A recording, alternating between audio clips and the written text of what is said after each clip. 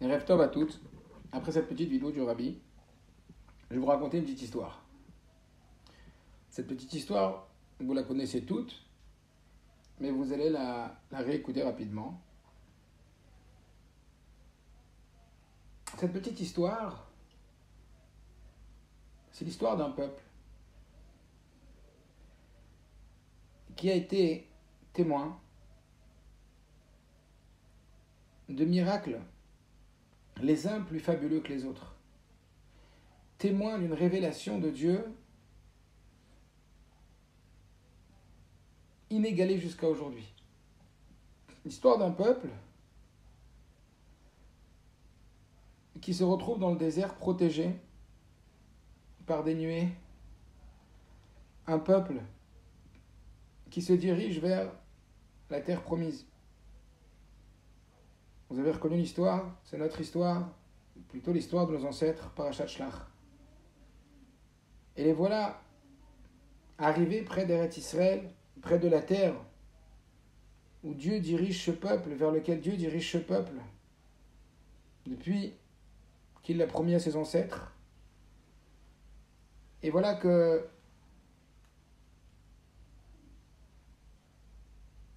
ce qui se passe, c'est que c'est le moment d'aller conquérir ce pays. Et puis au moment de la conquête, Moshe Rabbeinu demande à Kadosh Baruch Hu, le maître de ce peuple demande au maître du monde, faut-il envoyer des explorateurs? Faut-il envoyer des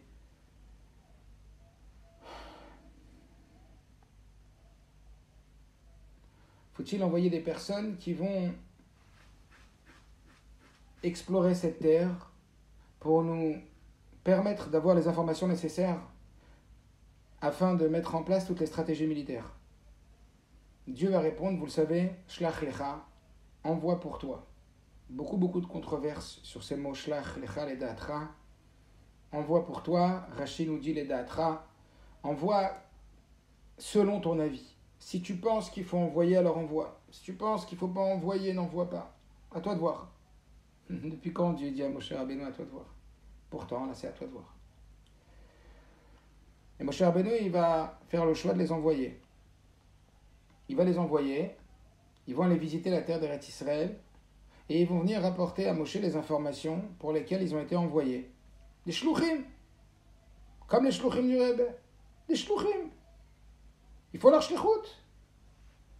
Et ils partent en shlichut. Parmi les shluchim, Moshe Rabbeinu, il va choisir les 12 meilleurs shluchim. Les 12 meilleurs shluchim, la crème de la crème, l'élite du peuple d'Israël. Les 12 représentants les plus représentatifs, les plus proches, les plus doués, les plus aptes, les plus saints, les plus érudits du peuple, 12 shluchim. Imaginez-vous aujourd'hui si on vous disait, le Rebbe il envoie ses 12 meilleurs shluchim du monde entier en shlichut. Imaginez-vous de qui on parle, les 12 meilleurs shluchim de Moshe Rabbeinu, les 12 meilleurs shluchim du Rebbe, imaginez-vous.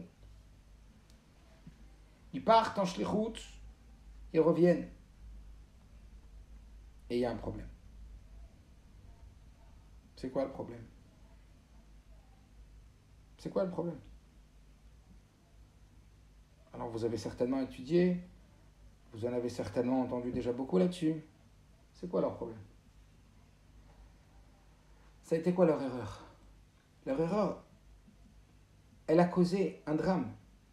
Leur erreur, elle a fait qu'ils ne sont pas rentrés en Eretz Israël. Et que toute cette génération, vous le savez, bien elle est restée dans le désert et elle a fini sa vie dans le désert. En tout cas, sa vie sur terre. À tel point qu'on nous dit que Moshe Rabbeinu, il n'est pas rentré en Eretz Israël. Une des raisons, c'est pour qu'Atret Hametim, cette génération, elle se relève. Tant il n'était pas évident qu'elle se relève. Comment est-ce possible? Qu'est-ce qui s'est passé? Quelle a été leur erreur? Attention, on ne parle pas d'enfants. On ne parle pas de débutants. On ne parle pas de non-initiés. On parle de la crème, de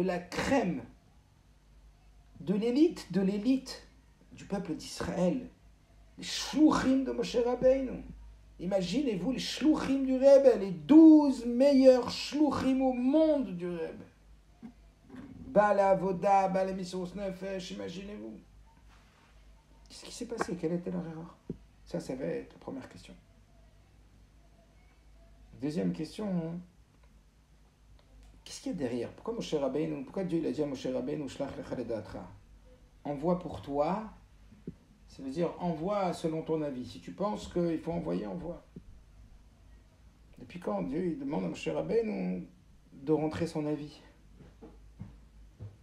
Moshe Rabbeinu, c'est le Memutza Mechaber, c'est l'intermédiaire qui vient relier les enfants d'Israël et Akadosh Baruch Hu. Akadosh Baruch Hu et les enfants d'Israël dans les deux sens. Qu'est-ce qui se passe? De quoi on parle?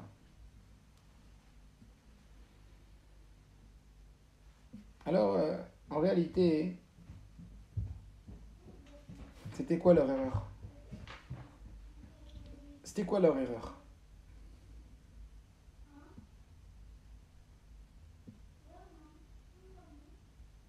Et qu'est-ce que ça change à nous? Et qu'est-ce que ça modifie pour nous? C'est quoi leur erreur? Qu'est-ce que tu vas faire avec? Qu'est-ce qu'on va faire avec? Dans la sikha sur laquelle je me base pour faire ce cours, Rabbi il explique à nouveau, comme dans de nombreuses sikhot, il le répète pour que ça rentre bien à l'intérieur de nous. La Torah, c'est pas un livre d'histoire. La Torah, ça parle pas plus à la génération qui a vécu les événements qu'à notre génération. Elle s'adresse tout autant, elle est tout autant actuelle, elle parle tout autant à nous. À nous aujourd'hui, en 5780, en 2020. Elle a été écrite pour aujourd'hui. Elle a été écrite pour notre génération. Elle a été écrite pour toi. Elle a été écrite pour moi. Elle a été écrite vraiment pour nous. Elle a été donnée par Dieu pour être source d'enseignement. Source d'enseignement supérieur. Et évidemment que si on parle de leur erreur, c'est pour parler de notre erreur. C'est quoi notre erreur? Qu'est-ce qu'Akadosh Baruch Hu, il veut ici nous laisser sous-entendre? Quel déminage Dieu est en train de réaliser au travers la parashat Shlach? Un déminage. La Torah, elle est venue comme une guérison, comme un outil pour guérir. Un déminage. Il y a des mines, ça va exploser. Barati Yetzerra, Barati Torah Tavlin. J'ai créé Yetzerra, j'ai créé la Torah, son antidote. Alors, quel est le danger? À quoi tu me fais échapper, toi, parashat Shlach? À quoi tu me fais échapper? Quel est le danger? Pour moi, aujourd'hui, en 2020, en 5780,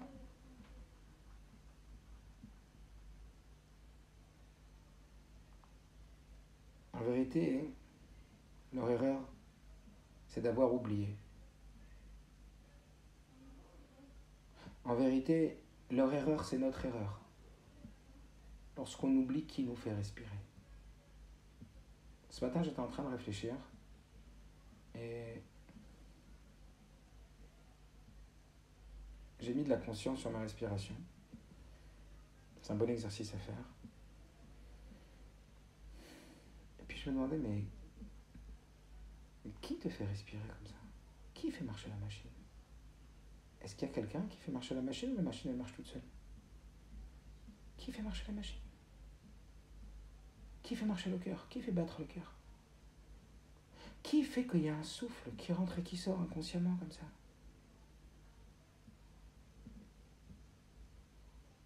Et j'ai eu à ce moment-là comme une autre sensibilité, une autre conscience que j'étais une créature. Et que si je suis une créature, et que la machine elle est en train de marcher, elle est en train de fonctionner, c'est qu'il y a un créateur. Ça veut dire, je ne viens pas de moi-même. Je ne respire pas parce que j'ai décidé de respirer, mon cœur ne bat pas parce que j'ai décidé que mon cœur y batte. Il y a des choses qui se passent à mon insu. Et la machine est en train de fonctionner. Et il y a quelqu'un qui l'a fait fonctionner. Et je me suis dit, comme tout, croire en Dieu, c'est croire en ce principe. croire en Dieu, c'est croire que, plutôt, c'est se rappeler, ne pas oublier que tu es une créature. Et que cette créature, elle a un créateur. Et qu'à partir du moment où tu sais que tu es une créature, et que toi, en tant que créature, il y a un créateur, et ce créateur est en train de te faire fonctionner. Alors, à partir de là, les choses vont être complètement différentes.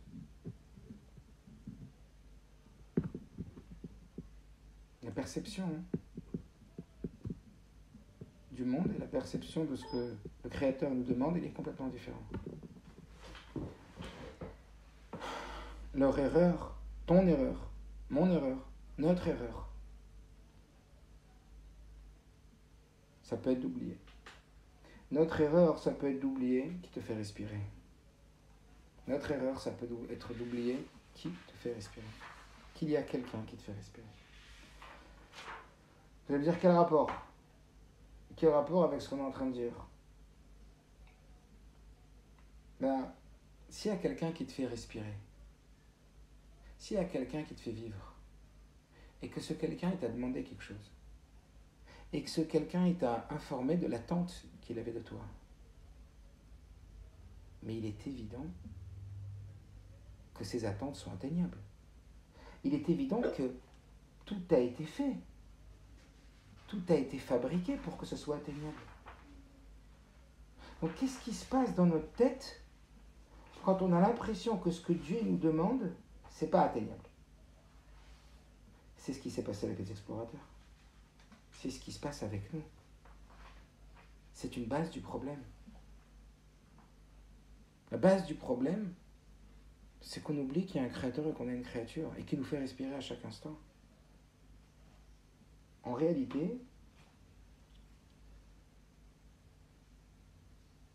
cette idée, elle va répondre à une question que le Rabbi pose dans la Sikha lorsqu'il dit « C'est bizarre, toute la paracha, on l'appelle Shlach. Shlach, c'est donc l'histoire, l'événement historique des explorateurs. Mais dans la paracha de Shlach, on parle de pas mal de mitzvot qui sont beaucoup plus actuels que l'histoire des explorateurs. Plus que ça, on parle de la mitzvah des tzitzit, qui est une mitzvah qui est centrale et qui englobe toutes les autres mitzvot. Puisqu'on nous dit que lorsque les Bnei Israël ont reçu toutes ces mitzvot, Moshe Rabbeinu s'est dit, mais comment ils vont se rappeler toutes ces mitzvot? Et Dieu lui dit, t'inquiète pas, je vais rajouter une mitzvah, elle s'appelle les tzitzit, mitzvah post-it. Grâce à elle, ils vont se rappeler de toutes les mitzvot. Oritem, Oto, Usrachtem et Kom, Zat Hashem. Donc on nous parle des mitzvot dans cette paracha qui sont tellement actuelles. Et pourquoi ces mitzvot, on va les appeler shlach? Pourquoi on va les initier dans la paracha qui s'intitule Shlach, en sachant que l'intitulé d'une chose définit la chose. Donc ça veut dire que l'intitulé de ces mitzvot, l'intitulé de la mitzvah des tzitzit est défini par Shlach. Shlach, ça veut dire tu as été envoyé en mission. N'oublie pas que sur terre, tu as été envoyé en mission. Ça, c'est l'introduction au mitzvot. La première introduction au mitzvot, et voilà ce que le Rabbi explique, pourquoi est-ce que la paracha elle s'appelle Shlach, et dans cette paracha on nous parle de mitzvot, mais on l'intitule Shlach, chaque sujet de la paracha s'appelle Shlach, les mitzvot s'appellent Shlach, les mitzvot s'appellent Shlach, la mitzvah des tzitzit qui englobe toutes les autres mitzvot s'appelle Shlach. Pourquoi t'appelles Shlach les mitzvot? Parce qu'il y a une initiation au mitzvot, il y a une introduction au mitzvot. L'initiation et l'introduction au mitzvot, c'est Shlach. Tu as été envoyé en mission. Tu es là sur terre et tu es un créateur et toi tu es une créature. Et tu es là pour la mission.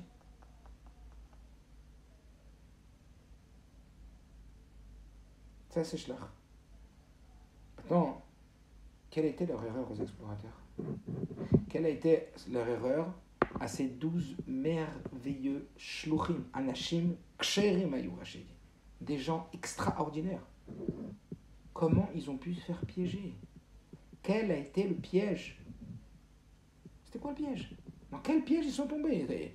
C'était des experts, c'était des maîtres. Dans quel piège ils sont tombés?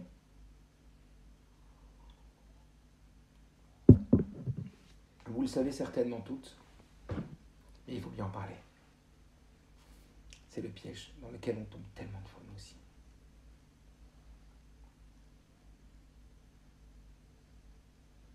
Le piège dans lequel ils sont tombés, c'est le piège de se dire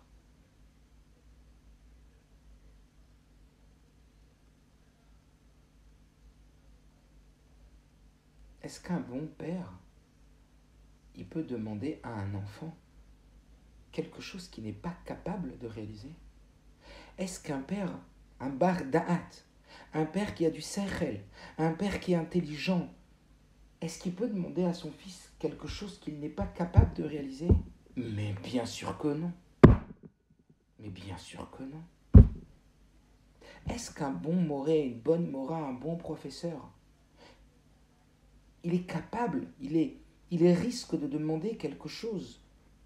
Un bon professeur qui a étudié, un pédagogue, quelqu'un, un vrai professeur, pas, on va pas dire, mais quelqu'un qui a pris le rôle du professeur, mais il n'a aucune aptitude d'être un professeur. Et il n'a pas appris. Il arrive là-bas parce qu'il cherche une parnassa. Comme Rabbi écrit tellement sur les gens qui vont faire mourir mon morot parce qu'ils cherchent une parnassa chez Mishma. Je me rappelle d'un jour, j'avais été voir le professeur Kulski, c'est Renaud Levracha, et j'ai raconté souvent cette histoire. Parce qu'il y avait une sheila sur la brit mila de mon fils, et puis c'était un neurologue. Et quand est venu le moment de payer, c'était dans son cabinet, c'était assez cher. Je me rappelle à l'époque, c'était au début de mon. Pas si longtemps que ça, quoi. Et quand je lui demandais combien je vous dois, et a priori je m'attendais à payer une grosse somme, il m'a dit, vous m'avez dit que vous êtes moré? Alors je lui ai dit oui. Il m'a dit, alors vous allez faire quelque chose pour moi. Vous n'allez pas me payer avec un chèque, mais vous allez me payer avec ce que je vais vous demander. Il m'a dit, sachez que quand un patient rentre dans mon cabinet, eh bien, je me dis que sa vie est quelque part en partie entre mes mains. Dieu me l'a confié. Je vous demande, vous, puisque vous êtes moré, vous êtes enseignant, que le plus de fois possible, pour ne pas vous demander à chaque fois, que vous franchirez la porte de votre classe, vous vous direz comme moi. Seulement la différence, c'est que moi, j'ai une vie entre mes mains. Vous, vous avez 25 vies entre vos mains. Et pas seulement des vies matérielles, mais des vies spirituelles. Très très fort. Un bon éducateur, il pense à ça avant de rentrer en classe. Un bon éducateur, il sait qu'il doit faire attention à ses élèves. Alors est-ce qu'il va leur demander des choses qu'ils ne sont pas capables de faire? Aujourd'hui, on fait même de la pédagogie différenciée. On adapte le niveau à chaque élève.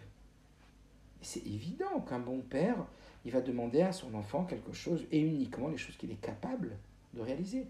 Évidemment qu'un bon moré, il va demander que des choses que les élèves soient capables de réaliser. Alors imaginez un ingénieur, lorsqu'il fabrique un outil, lorsqu'il fabrique une machine, lorsqu'il fabrique un robot, est-ce qu'il ne va pas créer la fonctionnalité de ce robot en fonction du besoin ou en fonction de l'attente que cet ingénieur il a de ce robot, de cet outil, de cette machine? Mais c'est évident. Alors le Rabbi nous dit, à plus forte raison, le Créateur tout-puissant, Meler Malchei Malachim, le roi des rois parmi les rois, la perfection absolue, ton Créateur. Est-ce que c'est possible que ton Créateur t'a créé de façon à ce que tu ne puisses pas aboutir à ton objectif? Mais c'est impossible. C'est impossible. Est-ce que vous comprenez? Si déjà c'est impossible pour un père, si déjà c'est impossible pour un moré, si déjà c'est impossible pour nous vis-à-vis d'un ami ou d'une amie, alors combien plus Akadosh Baruch Hu? C'est impossible. C'est évident que tout ce que la providence divine, ce que la Hashgacha pratique, elle met devant nous, c'est évident qu'on est capable, qu'on est en mesure de réaliser ce pourquoi notre Créateur nous a créés. Alors ça a été quoi l'heure des explorateurs? Évidemment que les explorateurs, ils savaient. Évidemment que les explorateurs, ils savaient qu'il y avait un créateur, et avec tout ce qu'ils ont vu. Seulement, le problème, c'est qu'on a tendu un peu, pas un piège, mais une difficulté aux explorateurs. C'est qu'on leur a demandé d'aller explorer la Terre. Ça aurait été si facile sans explorer. Ça aurait été si facile d'aller conquérir la terre d'Eretz Israël sans explorer. Il ne fallait peut-être pas aller explorer. Parce que le fait d'aller explorer, c'est déjà rentrer sa tête. C'est déjà demander son opinion. C'est déjà commencer à réfléchir à comment. Donc peut-être à réfléchir à la faisabilité ou non-faisabilité. Et vous le savez. Pourquoi Kadosh Baruch Hu, il a dit à Moshe Rabbeinu Shlach lecha ledatra? Pourquoi Moshe Rabbeinu il a envoyé l'explorateur?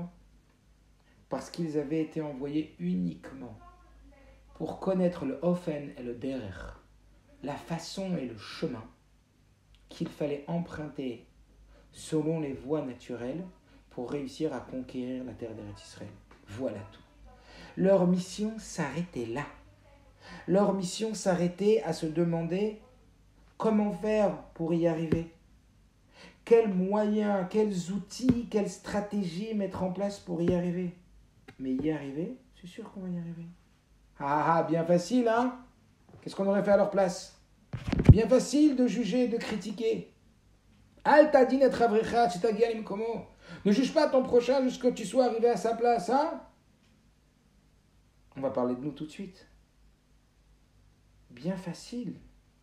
Quand tu montes en Eretz Israël, toi explorateur, toi 12 parmi les 12 meilleurs shluchim du Rebbe, et tu vois que Efchar.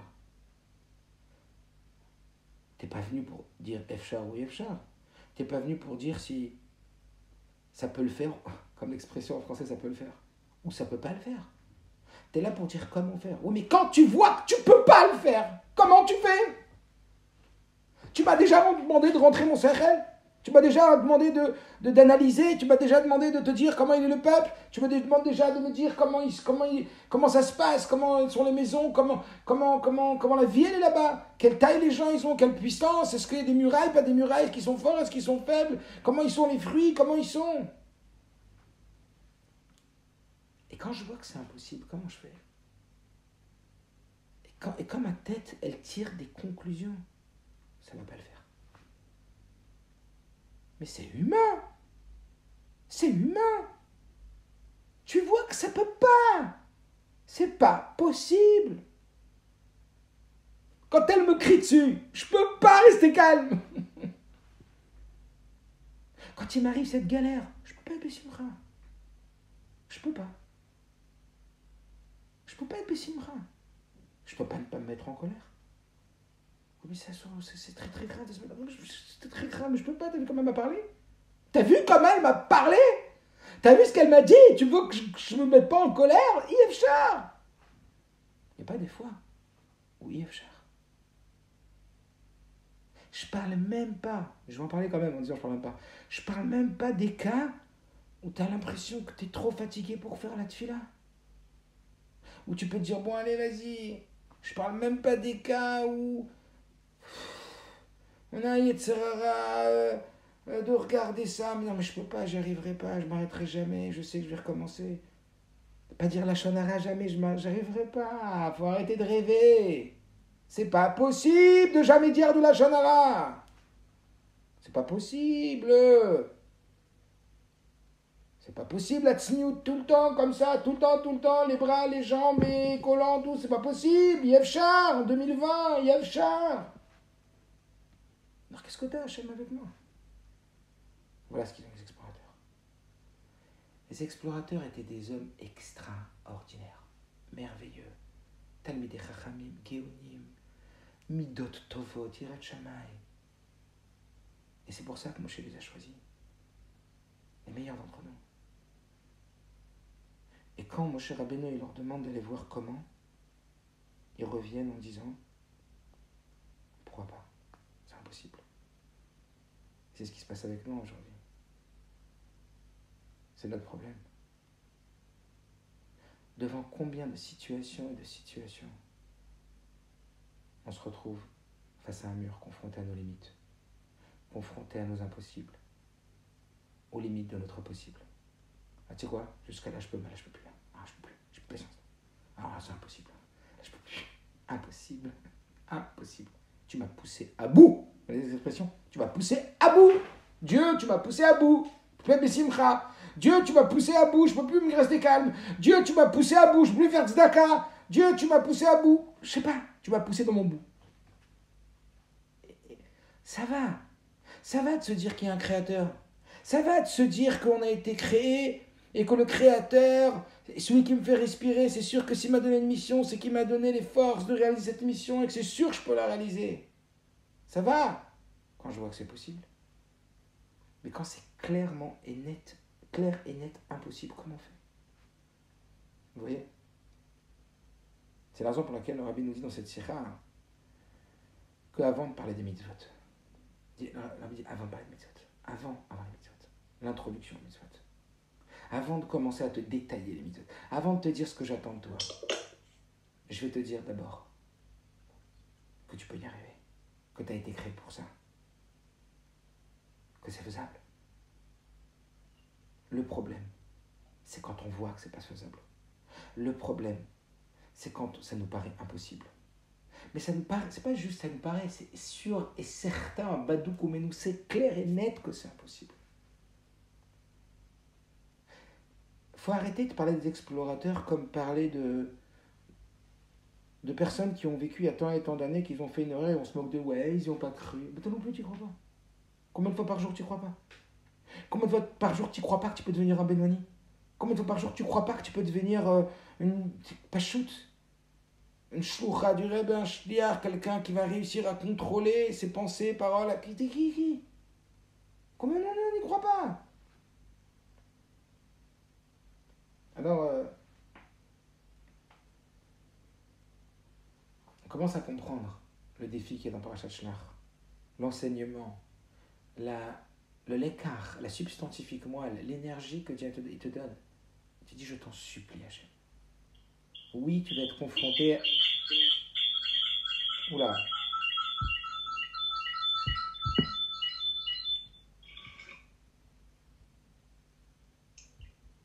Il faudrait mettre en sourdine pour Madame Roche, je crois. On peut mettre en sourdine? On vous entend plus. Votre micro est coupé. Vous pouvez mettre les autres en sourdine parce que ça fait du bruit là. On n'entend plus. C'est bon? Ah oui. Ok. Alors, cette Nekuda, c'est quoi? Cette Nekuda, c'est de comprendre que il y a des situations où véritablement on a l'impression que c'est pas faisable, que c'est pas réalisable. Il vient la Parashat Shlach et nous dit, mais attends, le simple fait que tu réalises que tu crois vraiment et que tu renforces ta foi, ta croyance qu'il y a un créateur et que c'est lui qui te fait respirer, force est de dire qu'il te donne les forces et que tu peux réaliser tout ce que lui te demande. Force est de dire qu'il ne t'appartient pas de savoir si c'est possible ou pas. Il ne t'appartient pas de savoir si c'est possible. On te demande d'essayer de le faire, Alpiteva. Comment tu pourrais faire pour que ça marche? Comment tu pourrais faire pour te contrôler? Comment tu pourrais faire pour faire ce qu'Akadosh Baruch Hu il attend de toi? Comment tu pourrais faire pour être le juif qui y arrive? Comment? Ça ressemble à quoi? Ça ressemble à un exemple que j'ai déjà donné. Que cette idée, elle rejoint. Que imaginez-vous sur un ring de boxe. Et vous êtes sur le ring de boxe et en face de vous, vous avez un adversaire qui monte en face de vous. Alors tant que l'adversaire, il nous paraît, suffisamment faible pour qu'on le combatte, ça marche.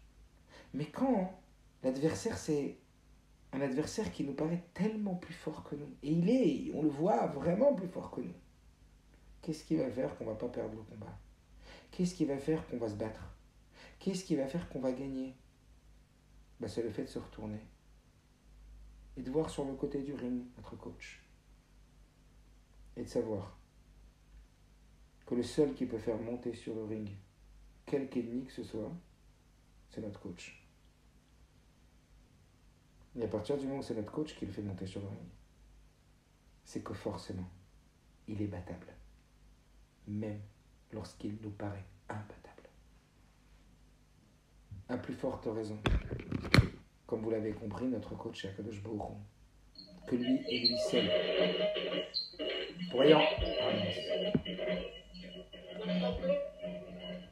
Pourriez enlever le micro, Madame Roche?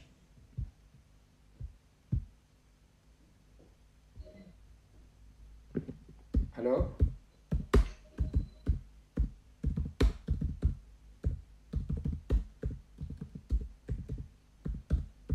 Rav Katan. Oui, pourriez retirer le micro? Oui, ça y est, j'ai enlevé. Merci. Donc ça, c'est cette Nekuda. Cette Nekuda de réaliser que notre vie, c'est un ring. Et quand ça arrive et que c'est pas faisable, se rappeler que oui, c'est faisable. Parce qu'il y a un créateur.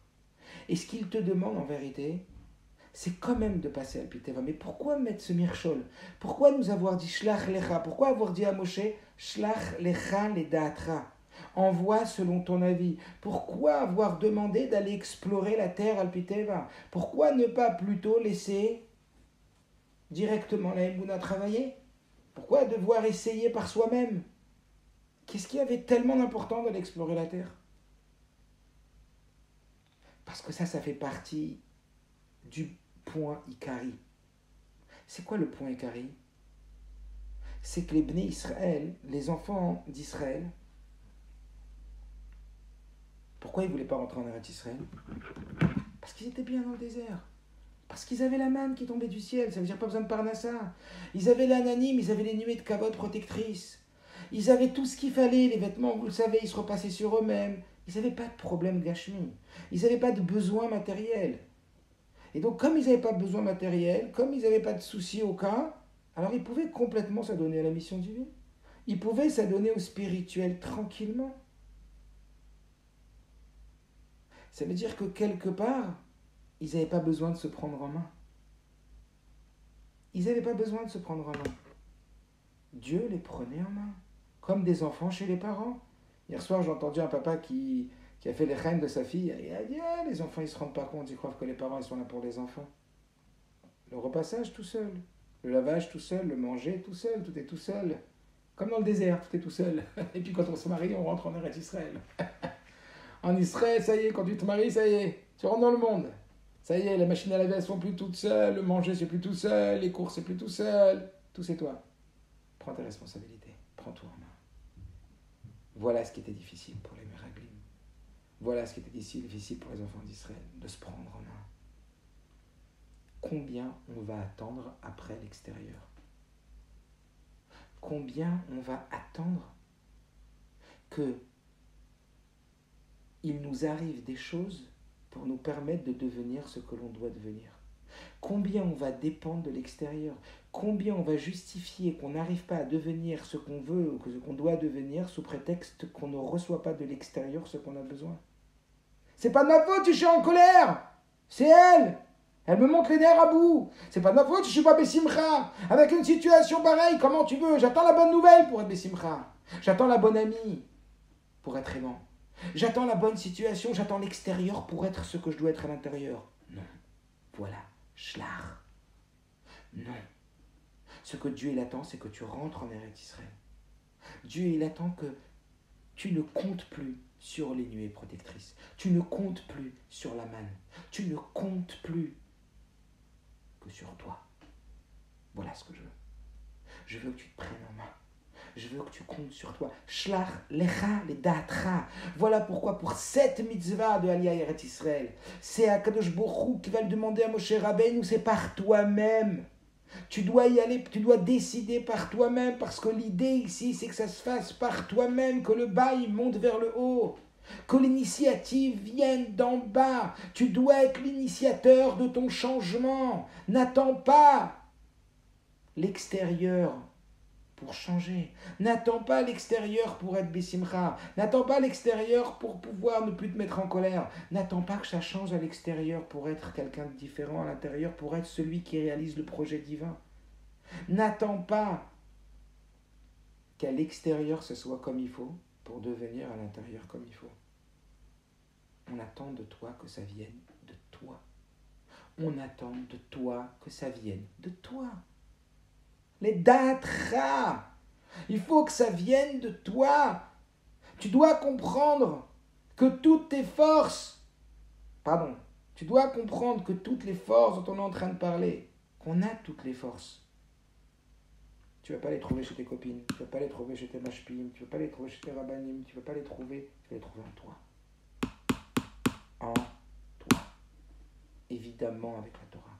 évidemment par l'étude de la Torah, mais c'est eux qui vont éveiller ces forces. Mais d'abord et avant tout, rappelle-toi que tu les as, ces forces.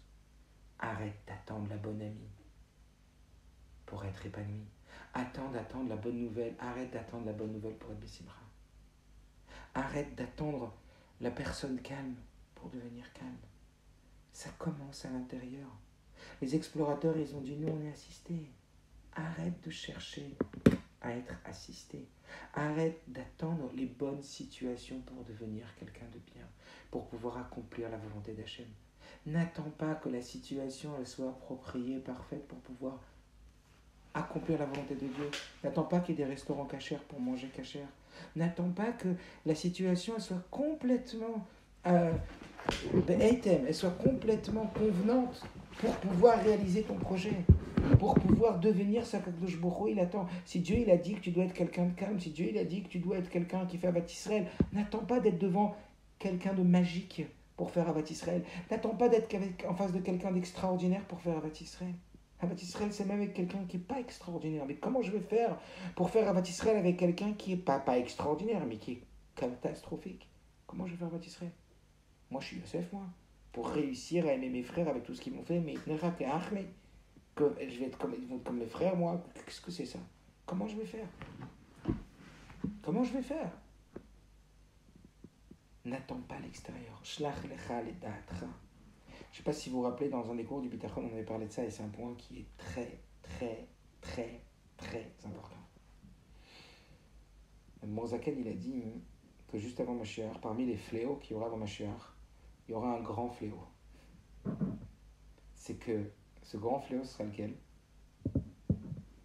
C'est qu'on utilisera, non pas à bon escient, En lanu leishen ela alavinu shebashamayim. Ce merveilleux slogan, En lanu almi leishen ela alavinu shebashamayim. On n'a personne sur qui s'appuyer, nous. On n'a personne sur qui compter si ce n'est qu'Akadosh Baruch Hu. C'est beau ou pas? En lanu almi leishen ela Akadosh Baruch Hu avinu shebashamayim. On n'a que Dieu dans le ciel sur qui on peut s'appuyer. Maintenant, Zaken dit on va l'utiliser à malescient. Vous savez quoi? Au lieu de prendre ses responsabilités, au lieu de travailler sur soi, au lieu d'aller chercher des forces sur soi, qu'est-ce qu'on va dire? On peut compter que sur Dieu. Mais pas dans le bon sens. Que fais ton mieux et compte sur Dieu. Fais ton travail à l'intérieur, compte sur Dieu. Attends de l'intérieur de faire ton effort, Alpiteiva, pour changer. Et oui, compte sur Dieu. Pas ne fais rien et compte sur Dieu. Pas reste dans le désert et compte sur Dieu. Pas attendre que ça se passe et compte sur Dieu. Pas attendre d'avoir des nuées et d'avoir de la manne qui tombe du ciel et d'avoir les vêtements qui sont repassés pour commencer à étudier la Torah, pour commencer à vivre que le Ikar c'est la Rouchaniout, que l'essentiel c'est la spiritualité, que le secondaire c'est la matérialité. Dans le désert, ils se sont dit, du temps qu'on est dans le désert, la spiritualité, on peut s'en occuper. Parce qu'on n'a pas besoin de rentrer dans la matérialité. Mais le jour où on rentre dans la matérialité, on va être bouffé. C'est ça qui est des explorateurs. Est-ce que vous comprenez? Ça veut dire ce En lanu al milishen al aveshu bashamayim, il peut être très dangereux. Moi, j'ai personne sur qui compter si ce n'est qu'Hachem. Et comme ça, au moins, tu t'endors. Et comme ça, au moins, tu deviens irresponsable. C'est tout le contraire. On attend de toi que ça vienne de toi. Shlach lecha leda'atcha. C'est de toi-même que ça doit venir. Est-ce que vous comprenez pourquoi? On le voit, ça. On voit que les gens, ils attendent que ça vienne de l'extérieur. On voit qu'on a une tendance à attendre que les choses changent pour changer. On voit qu'on essaye de trouver des circonstances qui justifient qu'on n'arrive pas à faire Torah mitzvot comme il faut. Viens la parashat Shlach. Et vient ce message extraordinaire. Avant de commencer à parler des mitzvot, avant de commencer à parler des tzitzit, le Rabbi vient nous dire, n'oublie pas, Shlach. Ça s'appelle Shlach. T'es capable. Puisqu'il te le demande, c'est que tu es capable. Même quand tu crois que tu n'es pas capable. Même quand tu ressens que tu n'es pas capable. Même quand tu es convaincu que tu n'es pas capable. En vrai, tu es capable. Et c'est ça qu'il faut que tu dises. C'est cette voix à l'intérieur de toi qui te dit que tu n'es pas capable, qu'il ne faut pas que tu écoutes. Il ne faut pas que tu donnes du crédit à cette voix-là. L'idée, c'est quand cette voix elle vient te dire que tu n'es pas capable. Tu dis merci de l'info. Maintenant, je vais faire ce que j'ai à faire. J'ai appris que même quand tu viens me dire que je ne suis pas capable, je suis capable. C'est pourquoi je suis capable. C'est pourquoi je suis capable. Parce qu'on vient de voir dans la vidéo du rabbi que le rabbi, quand il entend cet homme qui dit je viens chercher du judaïsme, le rabbi dit mais il est en vous, il est dans votre cœur le judaïsme. Dieu, il est à l'intérieur de vous. Parfois on a des difficultés avec un conjoint, avec ses parents. On attend qu'il change. On aimerait tellement qu'il change. On prie Dieu, je t'en prie qu'il change. Pourquoi tu ne pries pas pour que toi change? Pourquoi tu ne pries pas pour que toi ça soit différent chez toi? Pour que toi-même tu nourrisses tes besoins? Pour que toi-même tu travailles sur toi? Pourquoi tu pries pour que les autres y changent? La Nekuda, elle est comme ça. N'attends pas d'entendre des autres, ça c'est terrible. Quand vous avez un problème et qu'il y a quelqu'un qui vous dit non, mais si tu as un problème, n'oublie pas que si tu as un problème, Dieu t'a donné force pour résoudre ce problème. Pas du tout productif. Quand quelqu'un vous parle de ses problèmes, jamais ne vous dites ça. Dites-lui toujours, je comprends, j'ai de l'empathie pour ton problème, ça doit être très difficile.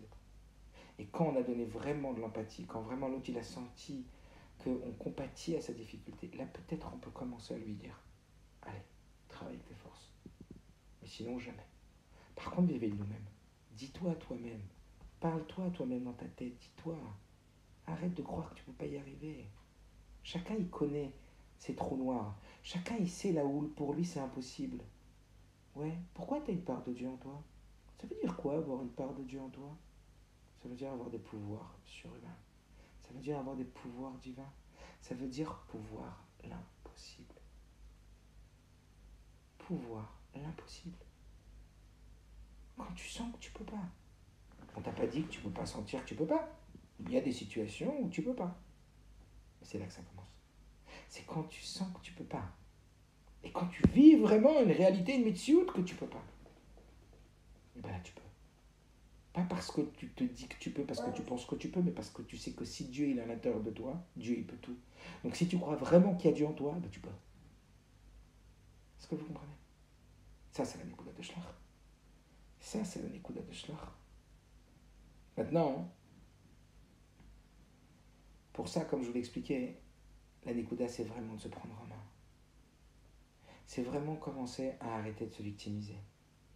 À arrêter de trouver des circonstances et des raisons. Que ce soit notre enfance, que ce soit nos parents, que ce soit notre entourage, que ce soit notre nature. Mais je m'en fiche. À partir du moment où je parle du dogme qu'il y a un créateur, il y a un créateur. Et ce créateur, c'est lui qui me crée. C'est lui qui me fait respirer. Donc c'est lui qui me crée, c'est lui qui me respirait. C'est évident. Est-ce qu'un père, il peut demander à un fils, un bon père, un bar sechel, il peut demander à un fils qui n'est pas capable, ce qui est impossible de faire pour lui? Évidemment que non. Et un bon moré? Évidemment que non. Et un bon Dieu? Mais évidemment que non. Donc c'est dans ta tête, c'est ce que tu te racontes que tu peux pas, c'est ce que tu vois que tu peux pas, c'est ta perception qui te dit que tu peux pas. Sois un croyant. Tu peux. Maintenant, qu'est-ce que tu sais que tu peux ou que tu peux pas? Je vais pratique. Providence divine, elle t'emmène sur des chemins. Dans ces chemins, tu vas rencontrer des situations. Peut-être qu'il y a des choses que tu peux pas faire dans Torah Mitzvot. Dieu s'arrangera pour ne pas te faire rencontrer. N'oubliez pas qu'il y a un grand metteur en scène et que c'est une grande production. Et que rien n'échappe au bon Dieu. Et qu'aucun état, aucun endroit, aucune situation, aucune personne qui va te crier dessus, aucune situation qui t'empêche de manger cachère, ou qui te montre que c'est difficile ou c'est impossible de manger cachère dans cette situation. C'est impossible de résister à mon envie de manger du lait qui n'est pas chamour. C'est interdit de résister à mon envie de faire telle et telle avéra. C'est interdit de résister à pas faire telle et telle chose, à pas aller au lit avant de faire, je sais rien. Mais si tu conçois que le monde est créé par Dieu, et si tu mets dans ta tête cette conscience, et tu réveilles et tu renforces cette émouna, c'est évident que ça racole face à l'adversité, face à la difficulté, cette voix elle va arriver et dire « Ah, tu peux pas. Tant que tu peux, c'est bien. On vit beaucoup dans le je peux. Il y a beaucoup de je peux. Mais Shlach, la Torah elle est là pour te donner les forces et pour te dire quoi faire quand ça devient compliqué. Que sans elle, tu n'aurais pas pu. Sans Shlach, tu n'aurais pas pu. Avec Shlach, tu peux. Parce que tu as un Shliach. Alors comment on procède? Alors comment on fait? Comment on s'arrange pour ça? Comment y arriver? Alors, quelques petits points. Je vais vous dire 5-6 petits points pour travailler sur ça.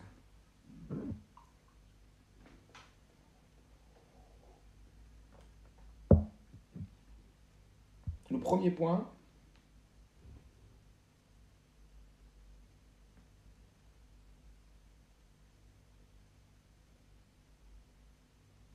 petit A.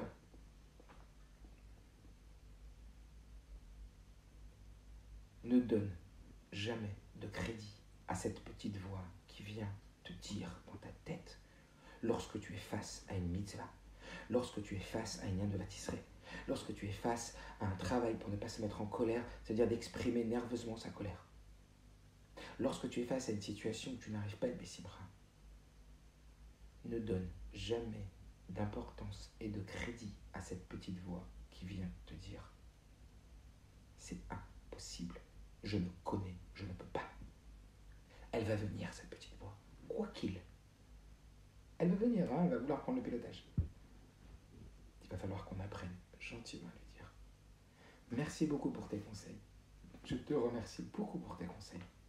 Seulement, c'est vrai que moi, je peux pas. Mais j'ai Dieu en moi. Et lui, il peut. C'est le 1. Apprendre à répondre gentiment, rapidement à cette voix-là.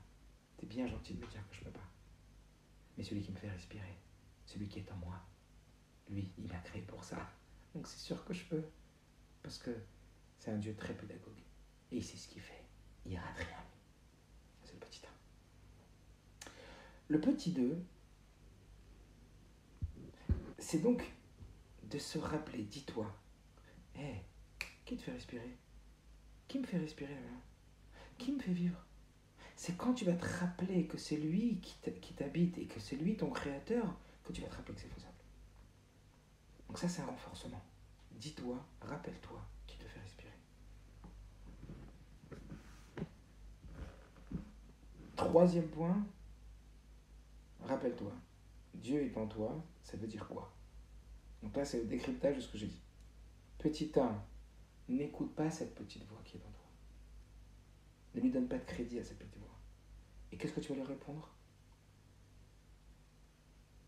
Dis-toi, rappelle-toi, celui qui te fait respirer. Petit 3, Dieu est en toi. Rappelle-toi que Dieu est en toi. Rappelle-toi, comme cet homme a reçu du rabbi, qui a demandé, encore une fois, au rabbi, de recevoir le judaïsme, et il est venu au Kronite, au 770, pour aller recevoir le judaïsme. Le rabbi lui a dit, vous avez tout à l'intérieur de vous. Ça veut dire que toutes les situations n'attendaient pas à l'extérieur. C'est à l'intérieur que ça se joue. Quatrième point, c'est que c'est avec tes forces qu'on te demande de le faire. C'est pas autrement qu'avec tes forces. N'attends pas l'extérieur. C'est avec tes forces. Shlach lecha le datra. Il va falloir maintenant passer par la teva. Il va falloir combattre. Comment? Cinquième point. Cette différence que vous connaissez peut-être, et je vais un petit peu la détailler, le cinquième point. Cette différence qu'il y a entre la conquête d'Eretz Israël par Moshe Rabbeinu et la conquête d'Eretz Israël par Yehoshua. Vous savez que quand Moshe Rabbeinu il va conquérir la terre d'Eretz Israël, il va envoyer des explorateurs sur toute la terre d'Eretz Israël, en l'occurrence sur les 7 peuples. Et lorsque Yehoshua il va explorer la terre d'Eretz Israël, parce qu'il va y avoir aussi l'exploration, il va explorer qu'une seule ville, Yericho. En ce qui concerne les différences qu'il y a entre les explorateurs de Moshe Rabbeinu et les explorateurs de Yehoshua, elles sont symboliques de quelque chose de très puissant, à savoir pour nous. Lorsque Moshe Rabbeinu envoie les explorateurs, eh bien, on sait comment ça va finir. Lorsque Yehoshua, par contre, envoie les explorateurs, ça va marcher. On nous dit en réalité que la symbolique, c'est la conquête de nos midotes. C'est la conquête de nos émotions. C'est la conquête, la maîtrise de nos états d'âme. La conquête de notre personnalité. La conquête telle que Moshe l'a réalisée, elle n'a pas abouti. La conquête telle que Yehoshua a réalisée, elle a oui abouti. Ça nous apprend quoi? que Moshe Rabbeinu, quand il a voulu conquérir la terre d'Eretz Israël, il a voulu conquérir toute la terre d'Eretz Israël. Et 7 midot.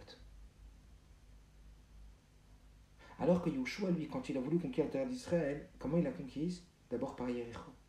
Yéricho, on dit que c'était l'accès, l'ouverture à toute Eretz Israël. Et à quoi est comparé Yéricho, qui veut dire l'odeur? À une couche extérieure, au levushim, aux vêtements, comme les mitzvot, qui sont comparés au réach, à l'extérieur. Yéricho, c'est comparé aux vêtements, ce qui est extérieur, ce qui entoure, comme cette odeur.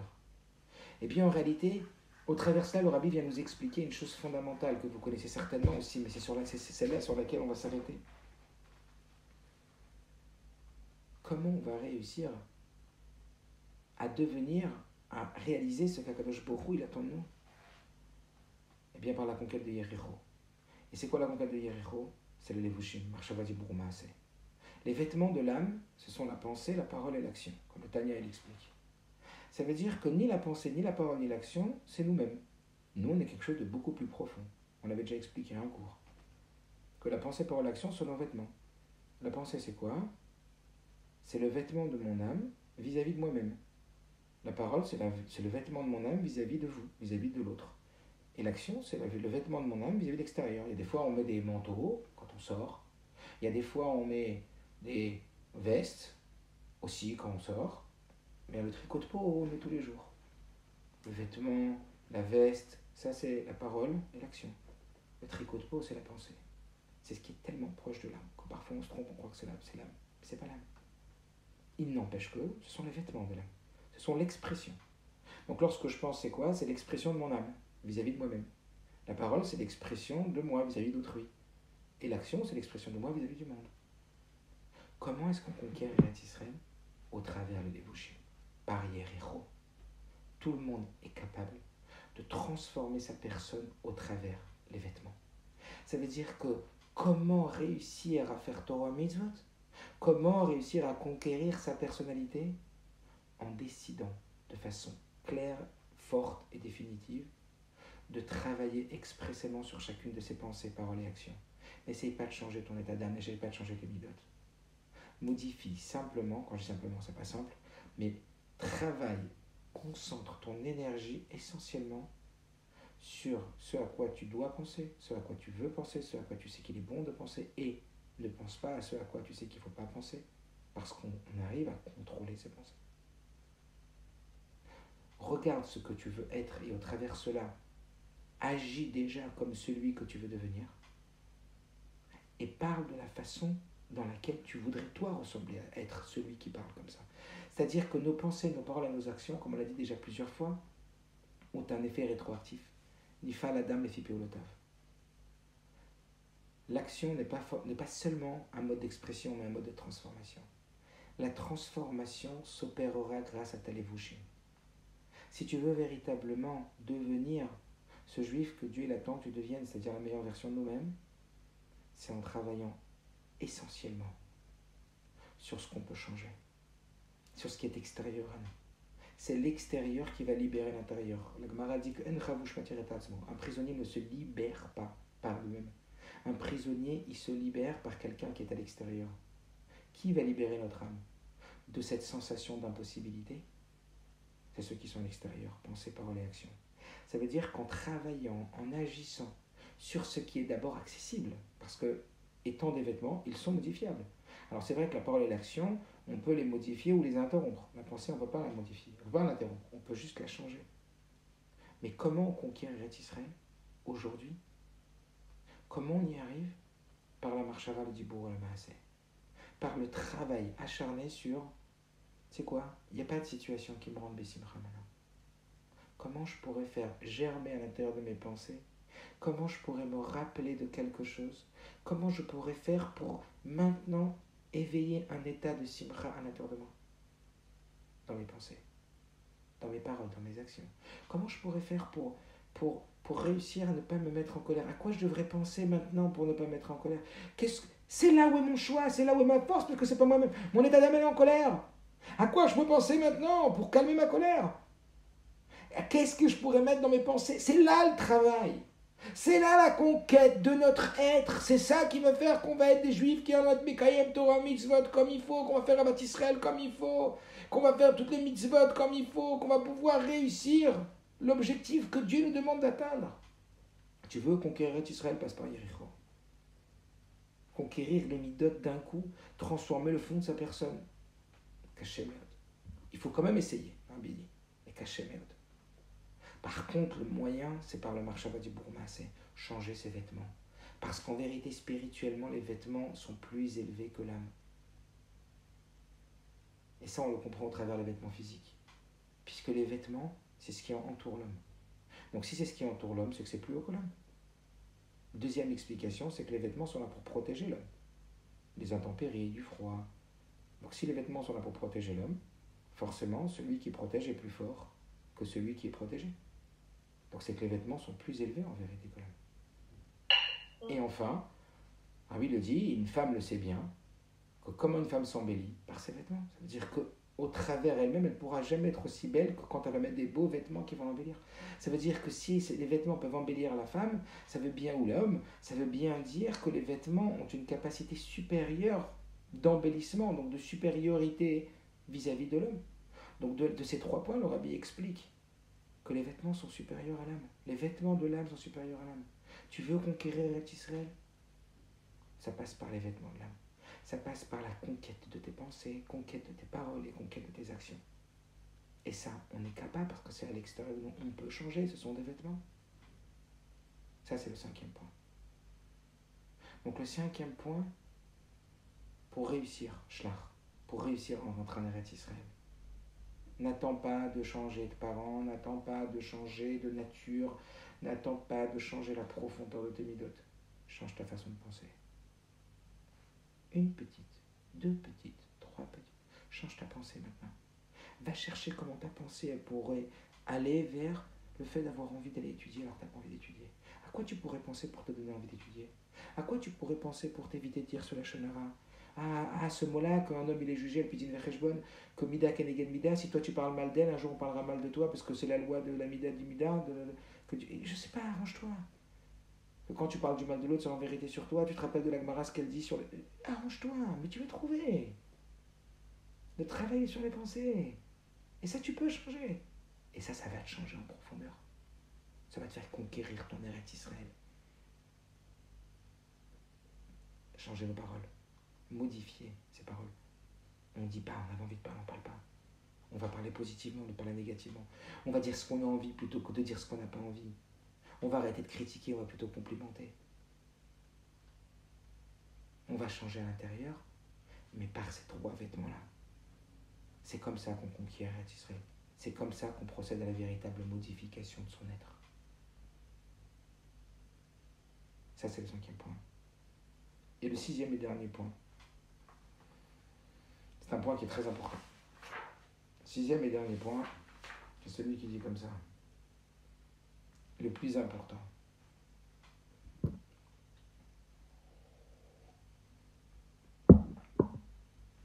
J'ai entendu cette histoire. Je ne l'ai pas vérifiée. Mais je vais vous la raconter. Petite histoire. Petite histoire qu'une petite fille a reçu $1 du rabbi, passé au dollar, elle a reçu $1. Puis après qu'elle soit sortie du dollar, juste après qu'elle soit sortie d'avoir reçu $1 du rabbi, elle est tombée. Et elle a fait une chute, une vraie chute quoi. Et puis après elle est repassée dans le rabbi. Qu'est-ce qu'elle a dit au rabbi? Elle a dit, rabbi, j'ai pas compris, j'ai reçu $1 de vous, j'ai reçu une bracha, après je suis tombée. Qu'est-ce que le rabbi lui a dit? Il lui a dit, ce $, je ne te l'ai pas donné pour ne pas tomber. Je l'ai donné pour te relever. Qu'est-ce que ça veut dire? Plus important. Le plus important, ce n'est pas de ne pas tomber. Plus important, c'est de se relever tout de suite lorsqu'on est tombé. Le plus important, c'est pas de ne pas tomber. Le plus important, c'est de se relever tout de suite lorsqu'on est tombé. Est-ce que vous comprenez? Ça veut dire que quand on n'a pas réussi, c'est pas grave. On recommence. Jusqu'à ce qu'on y arrive. Parce que quand on recommence, et on recommence, et bon, on y arrive. Voilà. Alors, merci Hachem, que de ces points qu'on a cités, merci Hachem, on en fasse bon usage, on arrive à mettre de la conscience dessus, et que Ikaru Maaseh, l'essentiel, c'est pas d'apprendre, mais c'est de passer à l'acte, de passer à l'action, de passer au changement, de faire des exercices, de la répétition. Et c'est certain qu'à force de répéter, qu'à force de travailler sur soi, sur ces marchavas du Bourmas, sur le fait de jamais se décourager, de savoir que je Baruch est avec nous, de savoir que c'est clair et net, que c'est faisable, même quand tout me dit que ça ne l'est pas. Juste fais-le. Hatzlacha, des bonnes nouvelles à toutes.